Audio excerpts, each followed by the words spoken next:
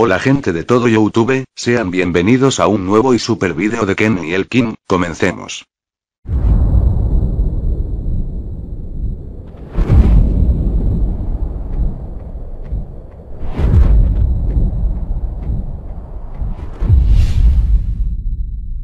Atención. Las leyendas, vídeos, creepypasta o cualquier contenido mostrado en este vídeo fue sacado de la web. Si usted es menor de edad, se recomienda la discreción del espectador. El sepulturero. Había muerto en San Rocco el viejo sepulturero. Se proclamaba a diario que el puesto estaba disponible, pero habían pasado 3 semanas o más sin que nadie se presentara a ocuparlo. Y como durante todo este tiempo no había muerto nadie, la cosa no parecía urgente y esperaban con tranquilidad. Esperaban, hasta que una tarde de mayo apareció un forastero, que quería hacerse cargo del empleo. Gita, la hija del podestá, fue la primera en verlo. El hombre salió de la habitación de su padre, no lo había visto entrar, y caminó directamente hacia ella, como si hubiera estado esperando para encontrarla en el oscuro pasillo. ¿Tú eres su hija?, preguntó con una voz suave, dando un acento extraño a sus palabras.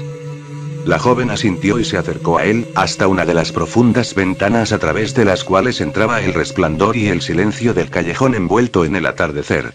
Allí permanecieron mirándose con atención. Gita estaba tan absorta en la contemplación del extraño, que no se dio cuenta sino un rato después de que también él debía haber estado observándola atentamente. Era alto y delgado y vestía un traje de viaje negro de corte extranjero. Su cabello era rubio y lo llevaba como la gente distinguida. A grandes rasgos, tenía algo de noble en su aspecto, podía pasar por un magistrado o un doctor. Era notable que fuera sepulturero. Gita buscó instintivamente sus manos.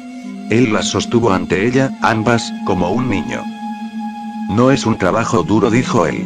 Y aunque ella seguía mirando sus manos, sintió la sonrisa de sus labios como un rayo de sol. Entonces fueron los dos juntos hasta la entrada de la casa. Las calles ya oscurecían. ¿Es lejos de aquí?, preguntó el extraño y miró las casas que se extendían hasta el final del callejón. Estaban todas desocupadas. No, no es demasiado lejos, pero te acompañaré, ya que no conoces el camino, forastero. ¿Lo conoces tú?, preguntó el hombre con seriedad. Lo conozco bien, lo he aprendido desde chica, pues me conducía a mi madre, que nos fue quitada demasiado pronto. Ella descansa allí, te mostraré el lugar. Entonces avanzaron calladamente, sus pasos sonaban como un solo paso en la quietud. De pronto dijo el hombre de negro. ¿Qué edad tienes, Gita?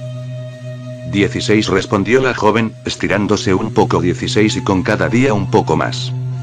El extraño sonrió. Pero dijo ella también sonriendo, ¿qué edad tienes tú? Mayor que tú, Gita, casi el doble. Y con cada día mucho, mucho mayor. En esto llegaron hasta la entrada del cementerio. Allí está la casa en la que has de vivir, junto al depósito de cadáveres, dijo la muchacha y señaló con la mano entre los barrotes del portal hacia el otro extremo del cementerio, donde se veía una pequeña casa cubierta por completo de hiedra.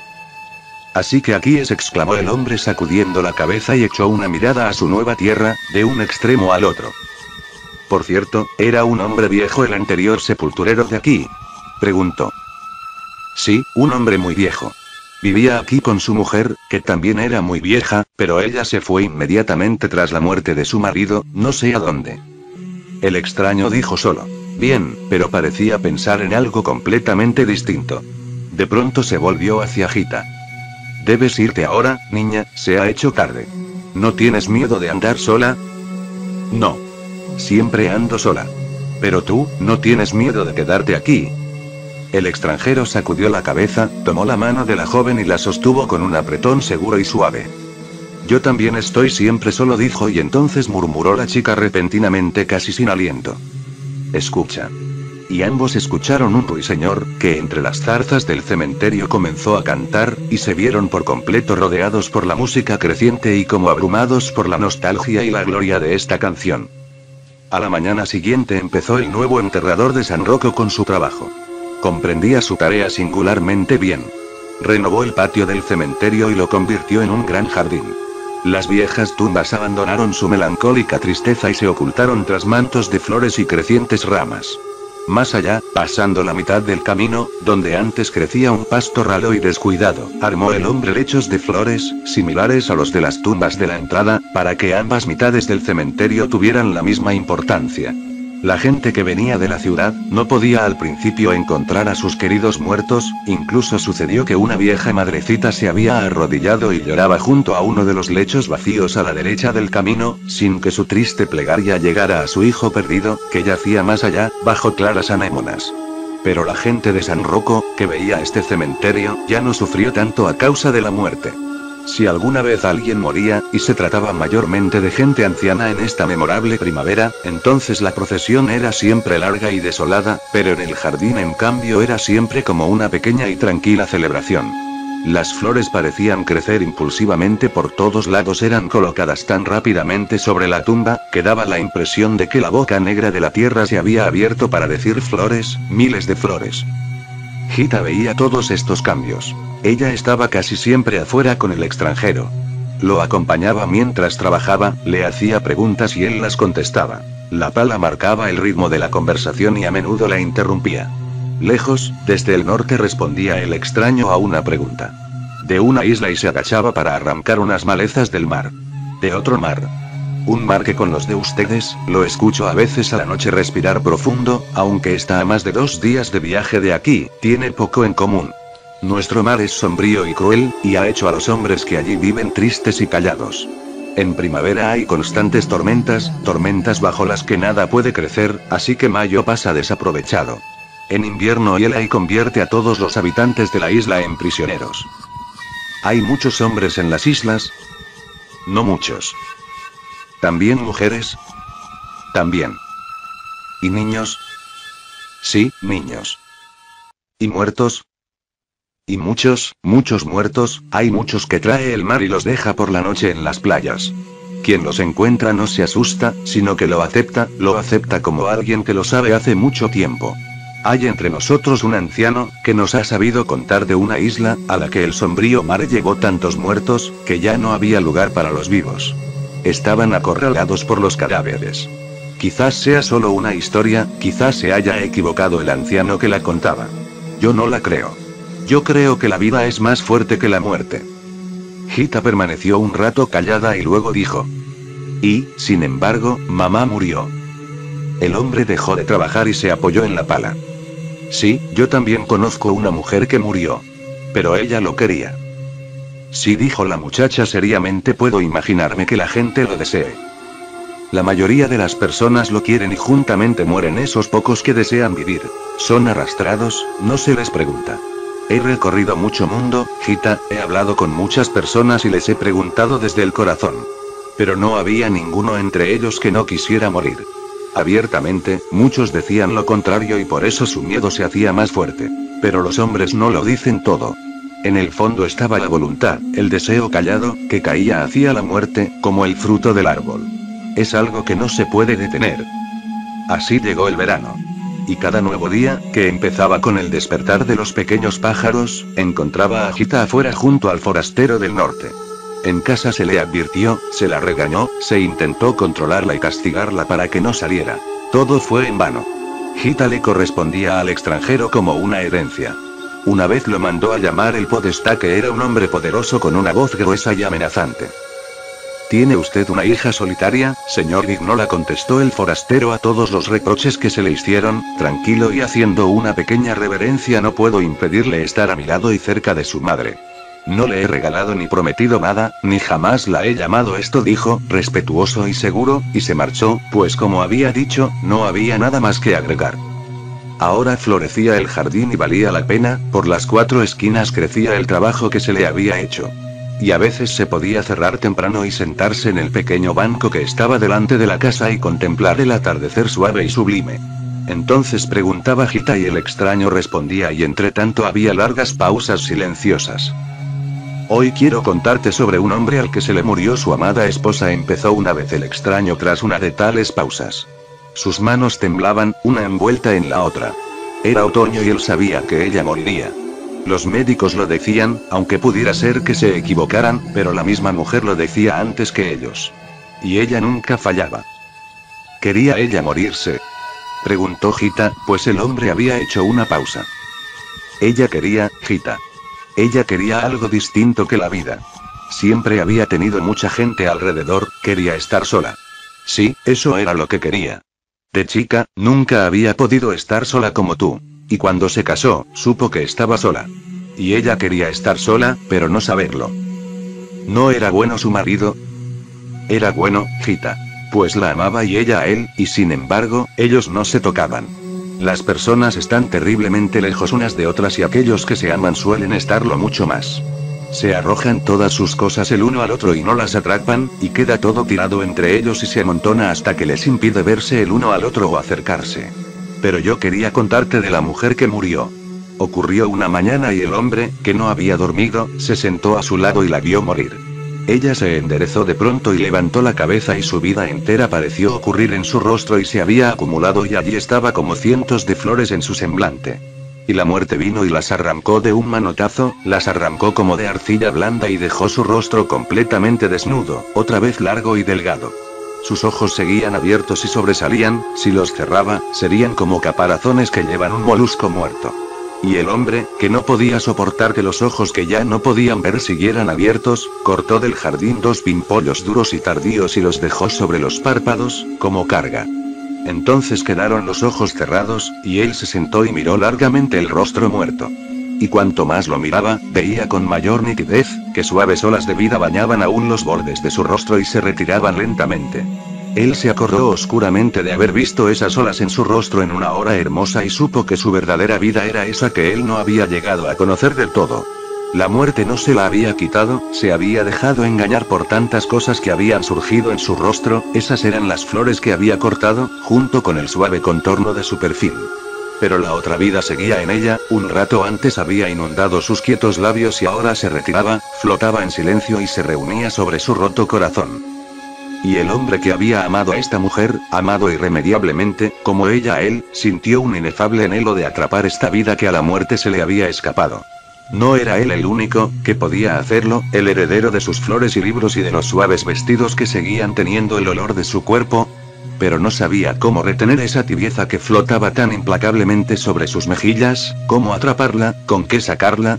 Buscó la mano de la muerta, que yacía sobre la cama, abierta y vacía como la cáscara de un fruto descorazonado. El frío de esta mano era mudo y uniforme y daba la sensación de ser algo que hubiera estado toda la noche olvidado bajo el rocío, para ser secado luego en el frío y rápido viento matutino. Entonces movió algo súbitamente en el rostro de la muerta. El hombre miró tenso. Todo estaba quieto, pero de pronto palpitó el capullo que estaba sobre el ojo izquierdo. Y el hombre vio que también la rosa del derecho estaba más grande y seguía creciendo. El rostro se acostumbró a la muerte, pero las rosas brotaron como ojos que miraban hacia otra vida. Y cuando se hizo la tarde de un día silencioso, el hombre llevó 2 rosas grandes y rojas en su mano temblorosa hasta la ventana. En ellas, que luchaban contra la gravedad, llevaba él su vida, la abundancia de su vida, que él tampoco había podido atrapar. El extraño apoyó la cabeza en la mano y permaneció sentado en silencio. Cuando se sacudió, preguntó Gita. ¿Y entonces? Entonces siguió adelante, ¿qué otra cosa podía hacer? Pero él no creía en la muerte, solo creía que las personas no pueden acercarse unas a otras, ni los vivos ni los muertos. Y esa es su desgracia, no que ella haya fallecido. Sí, eso lo sé yo también, que uno no puede ayudar, dijo Gita con tristeza. Yo tenía un pequeño conejito blanco, que era completamente manso y no podía estar sin mí. Y luego enfermó, se le hinchó el cogote y sufría como un ser humano. Y me miró y me rogó con sus pequeños ojos, tenía la esperanza, la fe, de que yo pudiera ayudarlo. Y finalmente dejó de mirarme y murió en mi regazo como si estuviera solo, como si estuviera a 100 millas de mí. Uno no debería acostumbrarse a ningún animal, Gita, esa es la verdad. De esa forma, se carga con una culpa, se hacen promesas que no se pueden cumplir. Nuestra parte en la relación es una falla constante. Y con las personas no es distinto, solo que ahí los dos son culpables, el uno con el otro. Y eso es el amor. Ser culpables mutuamente, nada más, Gita, nada más. Lo sé, dijo Gita, pero eso ya es mucho. Y luego anduvieron juntos tomados de la mano por el cementerio, paseando y sin pensar que pudiera ser de otra manera a como era. Pero sí lo fue. Llegó agosto y un día de agosto, en que las calles de la ciudad parecían en fiebre, abrumadoras, inquietas, sin viento. El forastero esperaba a Gita en la puerta del cementerio, pálido y serio. «He tenido un mal sueño, Gita», exclamó. «Ve a tu casa y ya no vuelvas, ya te avisaré cuando puedas venir. Probablemente tenga bastante trabajo ahora. Que estés bien». Ella, sin embargo, se arrojó en su pecho y lloró. Y él la dejó llorar, tanto como quisiera, mirándola tranquilamente. El extraño no se había equivocado. Enseguida empezó a haber trabajo en serio. A diario ingresaban 2 o 3 cortejos fúnebres. Muchos ciudadanos los seguían. Eran entierros ricos y festivos, en los que no faltaban el incienso y los cantos. El hombre sabía, sin embargo, lo que todavía no se había dicho. La peste había entrado en la ciudad. Los días se hicieron cada vez más calurosos y picantes bajo un cielo mortuorio, las noches venían y no refrescaban. El miedo y el espanto caían en las manos de aquellos que trabajaban y en los corazones de aquellos que amaban y los paralizaban. Y había completo silencio en las casas, como en día de ayuno o en medio de la noche. Pero las iglesias estaban llenas de rostros perturbados. Y de pronto empezaban a sonar las campanas y todos salían, rompiendo en exclamaciones. Como si animales salvajes hubieran saltado contra las cuerdas y se ensañaran con ellas. Así sonaban, desesperados. En estos días terroríficos, el enterrador era el único que trabajaba. Sus brazos se fortalecían a causa de la demanda, y había una cierta alegría en él, la alegría de su sangre que se aceleraba. Pero una mañana, cuando se despertó tras haber dormido un poco, vio frente a él a Gita. «¿Estás enfermo?» No, él entendió poco a poco lo que ella, apresurada y confusa, le contaba. Ella dijo que la gente de San Rocco estaba en camino a buscarlo. «Quieren matarte porque dicen que tú has traído la peste, has hecho montículos y tumbas del lado vacío del cementerio, donde no había nada. Y con esto has llamado a los muertos. Huye, huye», rogó Gita y se echó apasionadamente en sus rodillas, como si cayera de lo alto de una torre. Y en el camino ya se veía una mancha oscura, que se hinchaba y se acercaba. La polvareda avanzaba. Y del murmullo ahogado de la multitud se escapaban ya algunas palabras fuertes y amenazas. Gita se levantó y cayó de nuevo de rodillas y quiso arrastrar con ella al forastero. Él, sin embargo, se mantuvo en pie como si fuera de piedra, se mantuvo firme y le ordenó a ella que se metiera en la casa y lo esperara allí. Ella obedeció. Entró y se arrodilló detrás de la puerta, mientras sentía los golpes de su corazón en el cuello, en las manos, en todos lados. Entonces cayó una piedra y luego otra. Las escuchó ambas golpear contra el cerco. Gita no se aguantó más. Abrió bruscamente la puerta y corrió directamente hacia la tercera piedra, que le abrió la frente. El extraño la atajó cuando caía y la llevó adentro de la pequeña y oscura casa. Y el pueblo gritando llegó ante el cerco bajo, que no podía protegerlos. Pero entonces ocurrió algo inesperado, temible. El pequeño escribiente calvo, Teopilo, se colgó de pronto de su vecino, el herrero de la callejuela de esta Trinidad. Él tambaleó y sus ojos se revolvieron de una manera particular. Y en ese mismo momento, un muchacho en la tercera fila empezó a temblar, y detrás de él gritó una mujer, una embarazada, gritó y todos conocían estos gritos y se chocaban unos con otros, locos de miedo. El herrero, un hombre grande y fuerte, tiritaba y sacudía el brazo, al que se había agarrado el escribiente, como si quisiera sacarlo volando, sacudía y sacudía. Y en la casa, Gita, que yacía en la cama, volvió finalmente en sí y escuchó. «Se alejan», dijo el forastero, que se inclinaba a su lado. Ella ya no podía verlo, pero tanteó suavemente su rostro, para recordar una vez más cómo era. Para ella era como si hubieran vivido largo tiempo juntos. Años y años. Y de pronto dijo. «El tiempo no importa, ¿verdad?» «No», dijo él, «Gita, el tiempo no importa».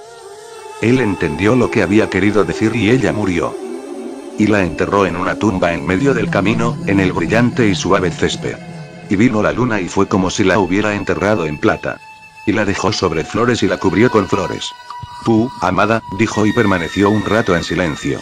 Pero luego se levantó enseguida, ya que tenía miedo de la quietud y la meditación, y empezó a trabajar.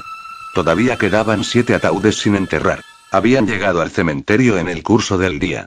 Sin mucho cortejo, aunque en uno de ellos, particularmente amplio y de roble, estaba Gian Battista Vignola, el podestá. Así fue que todo cambió. Ya no había servicios. En lugar de un muerto con muchos vivos, llegaba ahora siempre un solo vivo y traía en su carro 3 o 4 ataúdes, el rojo tipo, que estaba hecho para su oficio. El forastero midió entonces cuánto espacio le quedaba. Quizás para 15 tumbas. Y así empezó con su trabajo, y al comienzo era solo su pala la única voz en la noche. Hasta que de nuevo la muerte se escuchó en la ciudad. Pues ya no se contenía. Ya no era ningún secreto. Cuando llegaba la enfermedad, o simplemente el miedo de ella, la muerte gritaba y gritaba hasta el final. Las madres temían a sus hijos, nadie reconocía al otro, como en la tremenda oscuridad. Algunos desesperados hacían orgías y cuando empezaban a tambalear, arrojaban a las prostitutas borrachas por la ventana, por miedo de que se hubieran agarrado la peste. Pero el forastero seguía cavando tranquilo. Tenía la sensación de que mientras él fuera el amo allí, entre estas 4 esquinas, mientras él pudiera ordenar el lugar, construir y, al menos por fuera, al menos mediante flores y lechos, darle un sentido a esta demencia y reconciliarla con la tierra. Entonces la otra no tendría derecho, y podía ser que llegara un día en que la otra se cansara y renunciara. Entretanto, 2 tumbas ya estaban listas. Pero ella ya llegaba. Risas, voces y un carro arrastrándose. Este estaba cargado y cargado de cadáveres.